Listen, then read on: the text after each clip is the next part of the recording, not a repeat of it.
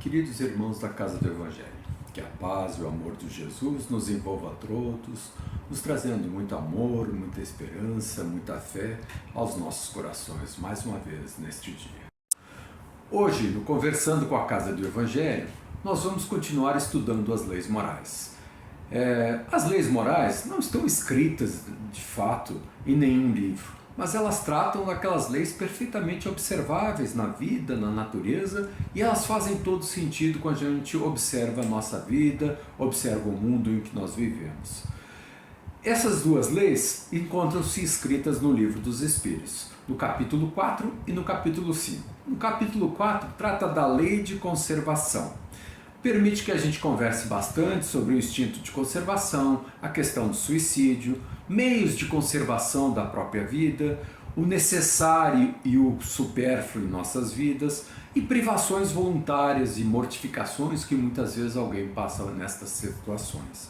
Já na lei de destruição, no capítulo 5, nós vamos conversar sobre a necessária destruição, muitas vezes, a renovação que se processa na natureza, flagelos destruidores, guerras, assassinatos, crueldades que a gente observa muitas vezes e até a própria controvertida pena de morte que muitas vezes a gente se encontra valendo em alguns países.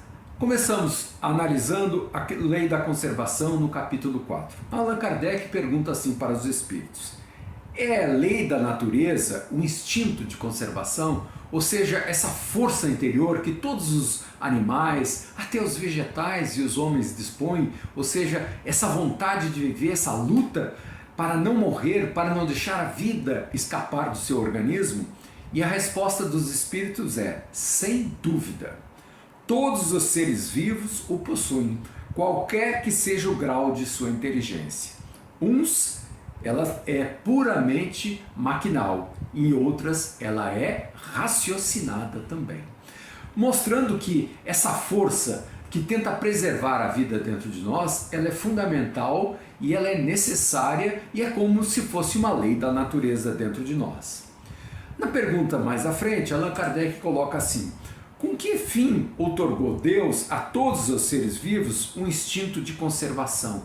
Ou seja, qual a finalidade que Deus colocou essa lei inserida no coração de todos os seres vivos? E ele diz: porque todos têm que concorrer para o cumprimento dos desígnios da providência divina. Por isso foi que Deus lhes deu a necessidade de viver. A vida é necessária ao aperfeiçoamento dos seres. Eles o sentem instintivamente, sem disso se aperceberem. E na verdade o que ele está dizendo é que essa força de continuar vivendo ela é necessária para que a gente cumpra o nosso papel.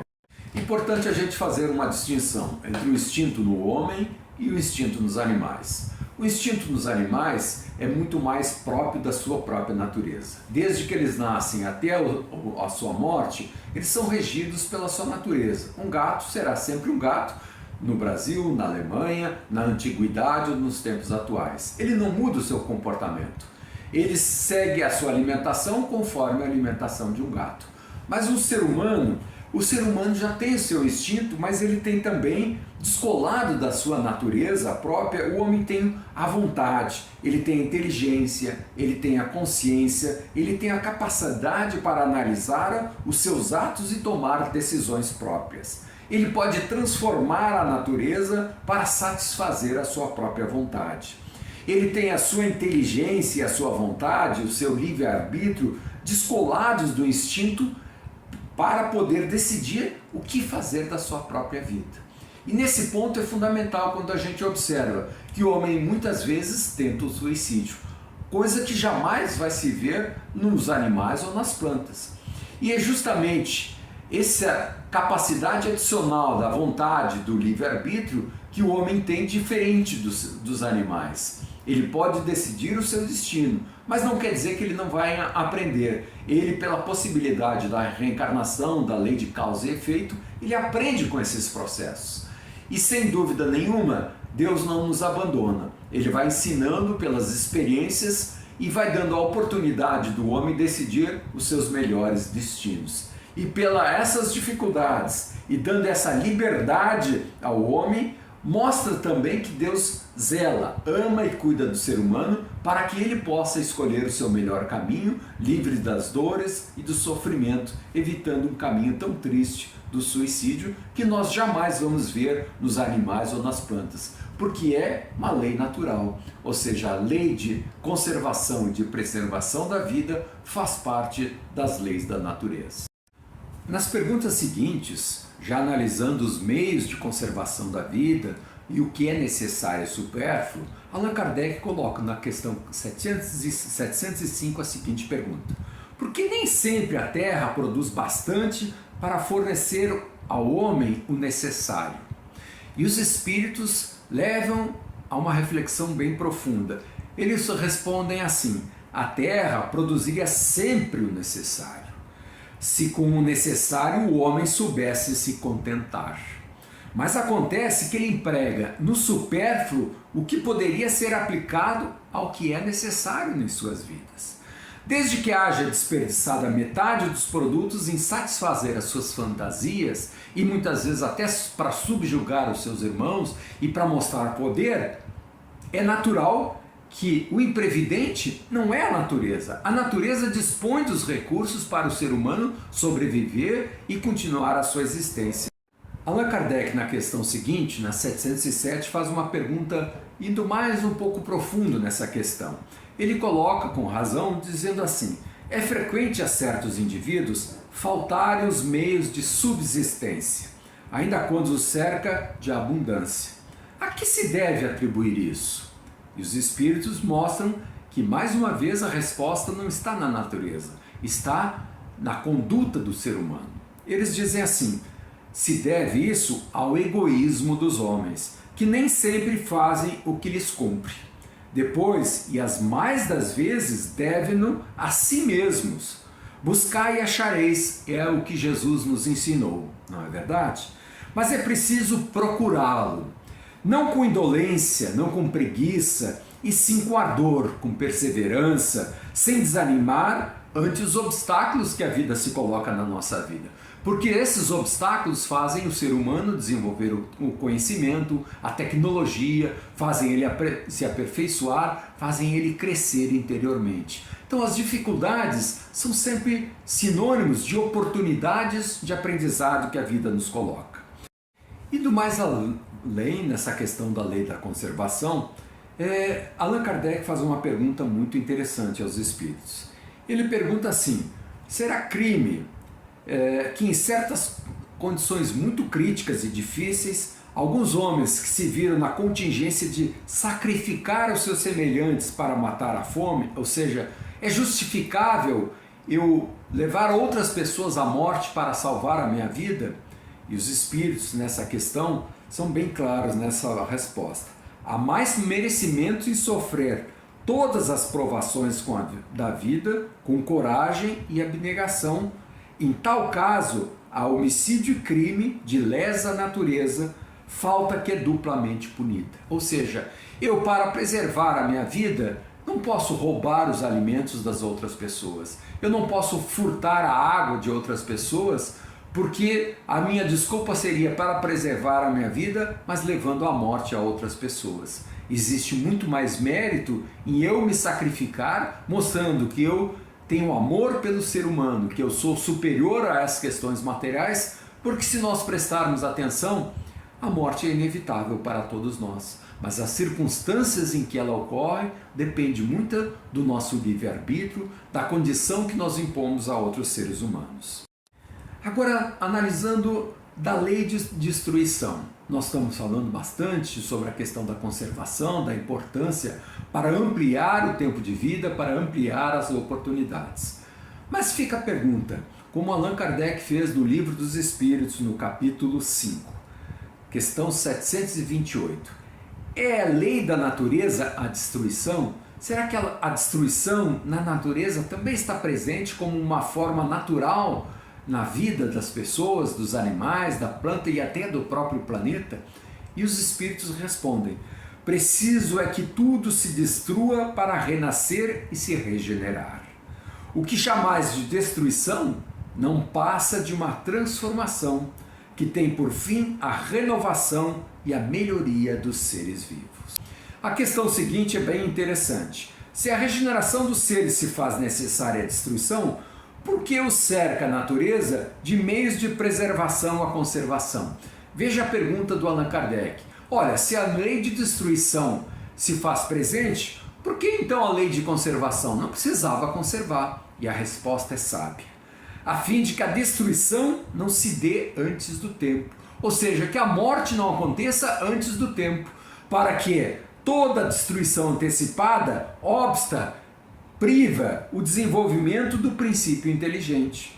Pois por isso foi que Deus fez que cada ser experimentasse a necessidade de viver e de se reproduzir. Ou seja, que ele usasse a vida para o seu aprendizado. E que se a vida se encerrasse antes do tempo, é óbvio que ele estaria privado do aprendizado, que é a coisa mais importante que nós viemos fazer na nossa encarnação.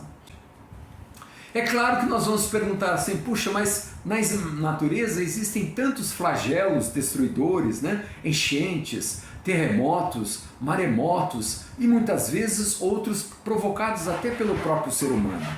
E a pergunta vai do Allan Kardec em duas questões brilhantes. Ele pergunta assim: com que fim fere Deus a humanidade por meio de flagelos destruidores?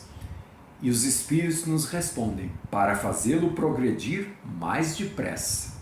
Já não dissemos ser a destruição uma necessidade para a regeneração moral dos espíritos e que em cada nova existência sobem um degrau na escala do aperfeiçoamento?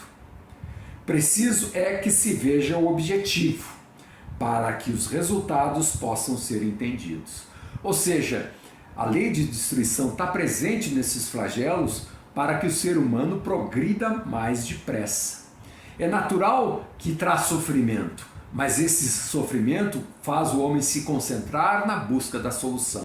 A pergunta seguinte, a pergunta do Allan Kardec está muito bem encadeada. Ele pergunta assim: para conseguir a melhoria da humanidade, não podia Deus empregar outros meios que não os flagelos destruidores? E quantas vezes nós fazemos essa pergunta?